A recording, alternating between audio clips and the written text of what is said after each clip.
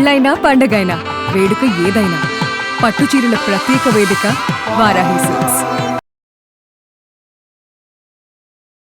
నమస్తే రమగారు. నమస్తే జయ. రమగారు, 40స్లోకి వచ్చేసిన తర్వాత ఒక చిన్న చిన్న కన్ఫ్యూజన్స్ అండి. ఎలా అంటే కొంతమంది ఏమో చాలా అంటే అప్పటి వరకు ఉన్నవన్నీ వదిలేస్తారు. మనం ఏదో పెద్ద తరహా వచ్చేసింది, 40లోకి వచ్చేసాం కదా అనే ఒక ఫీల్లో ఒక మంచి చీర కట్టుకోవటం కానీ అంటే కలర్ఫుల్గా కనిపించకపోవటం, డల్నెస్లోకి వచ్చేస్తారు కొంతమంది. మరి కొంతమంది ఏమో సాధారణంగానే ఉంటారు. ఇంకా ఇప్పుడే మనం యంగ్ అనే ఒక ఫీల్లో కొత్త కొత్త మార్పులు వింత వింత పోకళ్ళకి పోతూ ఉంటారు.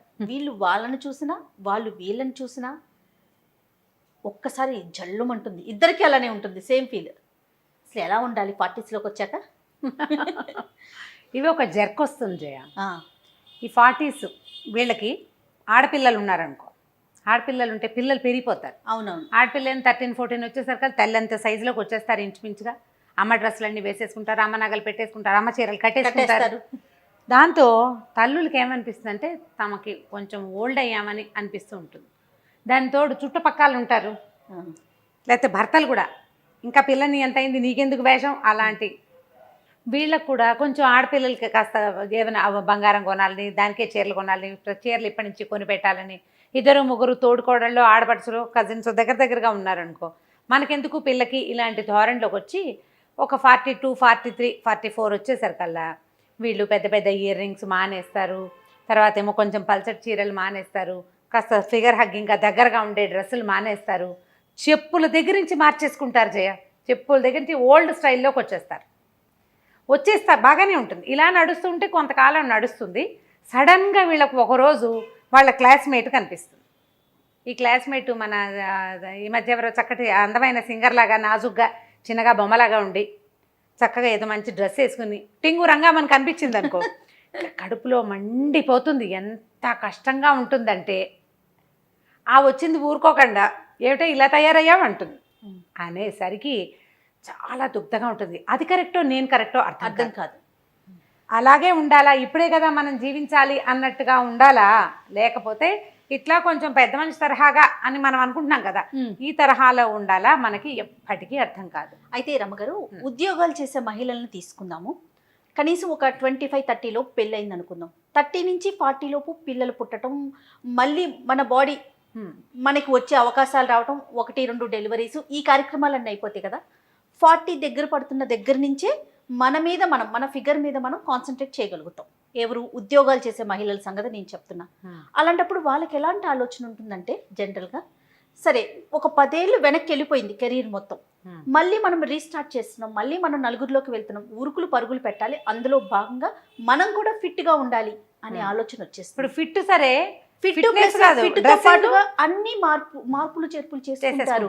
చేస్తున్న ఉద్యోగాన్ని బట్టి కావచ్చు, లేకుంటే తిరిగే పరిస్థితులను బట్టి కావచ్చు. ఎందుకంటే ఒక 10 ఏళ్ళు వెనక్కి వెళ్ళిపోయాం కదా అనే ఆలోచన సహజంగా ఉంటుంది. ఇలాంటప్పుడు ఎవరైతే ఇంట్లో ఉంటారో వాళ్ళకి కనిపించినప్పుడు వాళ్ళకి మీరు అన్నట్లుగా నేను తప్ప వాళ్ళు కరెక్టా అనే ఆలోచన వచ్చేస్తుందేమో, బహుశా వస్తుంది కదా. అంతే. అయితే ఏంటంటే ఇప్పుడు ఏజ్ తోటి పెద్ద ఆలోచన చేయకూడదు ఈ రోజుల్లో. ప్రస్తుత సమాజం ఎట్లా ఉందంటే ఇప్పుడు ఏజ్ తోటి సంబంధం లేకుండా నువ్వు గౌన్ వేసుకుని తిరగమని చెప్పరు ఎవరు. చిన్నపిల్లలాగా ఫ్రాక్ వేసుకుని తిరగలేము. కాకపోతే ఈ రోజులకు తగినట్టుగా ఎంతో కొంత మనం స్టైలిష్గా ఉండొచ్చు. దానివల్ల ఏంటంటే ఇప్పుడు ఈ ఏమంటారంటే మిడ్ లైఫ్ క్రైసిస్, నడి వయసులో వచ్చే ఇబ్బందులు, ఇవి శారీరకమైన ఇబ్బందులు 50 దగ్గర పడేసరికి వస్తాయి. 40లో వచ్చేది ఏంటంటే మానసికమైన అశాంతి, ప్రశాంతత కోల్పోతారు జయ. ఏ విషయాలకు అంటారు? ఓల్డ్ ఏజ్ వచ్చేస్తుంది అనిపిస్తుంది కదా, వయసు పెరిగిపోతుంది, పీరియడ్స్కి సంబంధించిన ఇబ్బందులు వస్తాయి, దానికి తోడు ఈ షాక్ ఒకటి తగులుతూ ఉంటుంది. ఇది ఒక డ్రామా ఎప్పటికప్పుడు. వాళ్ళు ఎంగగా కనపడుతున్నారు, నేను ఎందుకు కనపట్టలేదు, రకరకాల భయాలు వచ్చేస్తాయి. జీవితం మీద, అస్తిత్వం మీదే రకరకాల భయాలు వచ్చేస్తాయి. ఈ భయాల్ని జయించండి. లాస్ట్ టైం చాలా రోజుల క్రితం మనం ఒక వీడియో చేసాం, నువ్వు లేవు నేను ఒకదాన్ని చేశాను. కొత్తది ట్రై చేయండి, మార్పును తెచ్చుకోండి జీవితంలోకి, ఏదైనా చెయ్యాలనుంటే చేసేయండి అని. నేను జీన్స్ ప్యాంట్ వేసుకున్నాను, ఒక ఆవిడ ఎవరో అడిగారు. వేసుకోండి, దాని మీదకి సరిపడా ఒక పెద్ద చొక్కా వేసుకోండి, మరి మీ అమ్మాయి వేసుకుని షర్ట్ కాకుండా అని చెప్పాను. ఏదో ఒకటి చెప్పాలి. ఇప్పుడు ఏంటంటే మనం ఇలా షాక్కి గురయ్యేలాంటి పరిస్థితులు ఉన్నాయి ఇప్పటికీ కూడా. ఇప్పుడు ఎవరు అట్లా లేరు అని వస్తాయి మనకు కొన్ని కామెంట్లు, ఇప్పటికీ ఉన్నారు. అందుకని ఇప్పుడు 30s లో మనము మన పిల్లలతో సమానంగా వేసుకున్న బట్టల్ని Hmm. 40s లో వేసుకోలేకపోతాం. ఫర్ ఎగ్జాంపుల్ నేను చెప్తా వినండి. నేనున్నాను, నా చుడిదార్ మా అమ్మాయి వేసేసుకుంటది. ఇప్పుడా ఫర్ ఎగ్జాంపుల్ చెప్తాను, గుడ్డది కాబట్టి సరిపోదు అనుకోండి. అదే 40s లో మేమిద్దరు షేర్ చేసుకోలేకపోతాం. నాకు ఒకలాంటి భావన వచ్చేస్తుంది, పిల్ల వేసుకునేది నేను వేసుకున్నా, లేదా నేను వేసుకునేది అది వేసుకుంటాను, చూసే వాళ్ళు ఏమనుకుంటారో అనే ఒక ఆలోచన రాదంటారా? మరి వస్తుంది. ఇప్పుడు పిల్ల వేసుకునేదంటే వీటికి కొంత కన్జర్వేటివ్ థింగ్స్ కొన్ని ఉంటాయి కదా జయ. పిల్లలు వేసుకునేదంటే జీన్స్, టీ షర్టు, భుజాల మీద ఎక్కడో ఇక్కడ ఓపెన్ ఉన్నవి, అవి పిల్లలు 20 ఏళ్ళ 18 ఏళ్ళ పిల్ల వేసుకుంటుంది. అది 39, 42 ఏళ్ళ ఆవిడ వేసుకోలేకపోతుంది. అవును, అంత కాకపోతే కొంచెం దానికి దగ్గరగా ఉండేలాంటిది ఇంకొకటి ఏదో ట్రై చేయొచ్చు కదా. ఎస్ కరెక్ట్, మనకు అనుగుణంగా మనం వేసుకోవచ్చు. ఇప్పుడు ఏంటంటే 45 రాగానే మీరు ఓల్డ్ అయిపోయినట్టు కాదు. 55 వస్తే కొంచెం పెద్దవాళ్ళు అన్నట్టు, ఓల్డ్ కాదు. 55 కూడా ఓల్డ్ కాదు జయ. ఇప్పుడు సినిమాటిక్గా మనం పేజ్ 3లో కనపడే వాళ్ళలాగా చేయలేకపోతాం.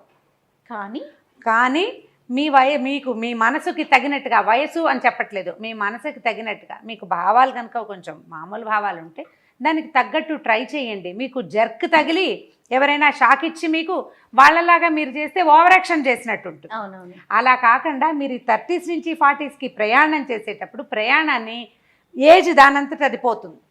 మీరు ఈ డ్రెస్లో నుంచి ఒక ముతక చీరలోకి జంప్ అయిపోవద్దు, ఒకేసారి జంప్ అవ్వకండి, స్లోగా తీసుకురండి చేంజ్.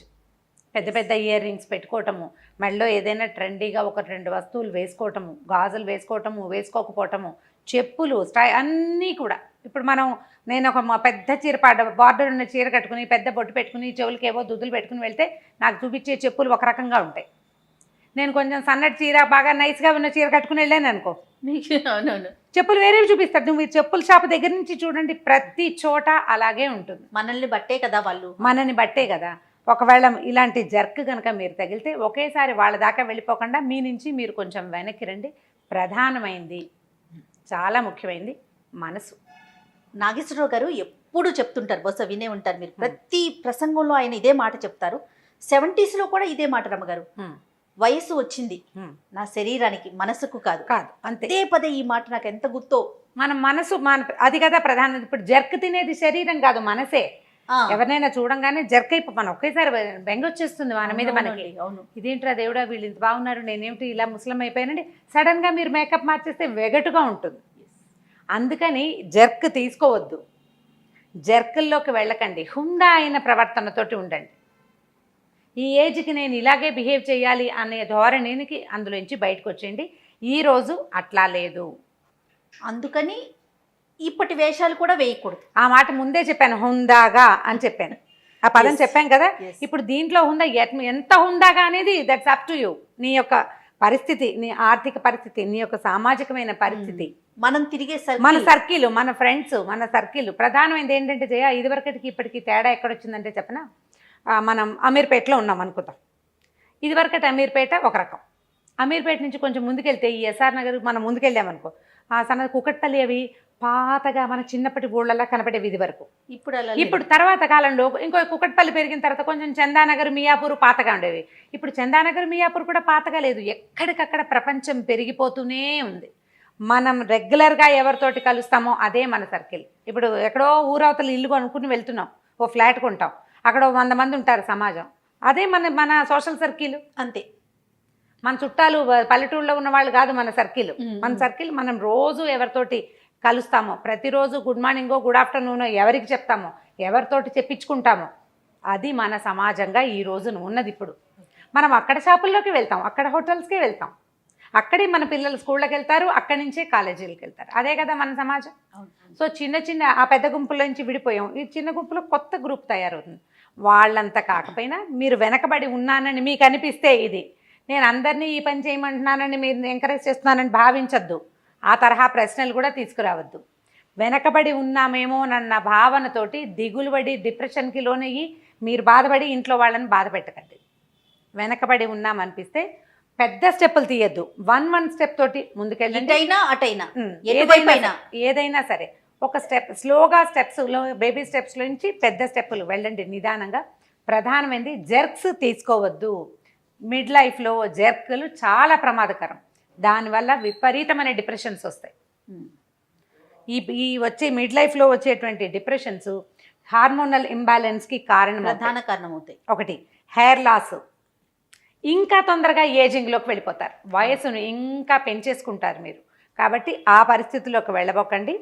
జర్క్ తినకుండా ఉండాలంటే ఏం చెయ్యాలో చూడండి. తప్పకుండా. అంతే. నమస్తే రమ్య గారు. నమస్తే.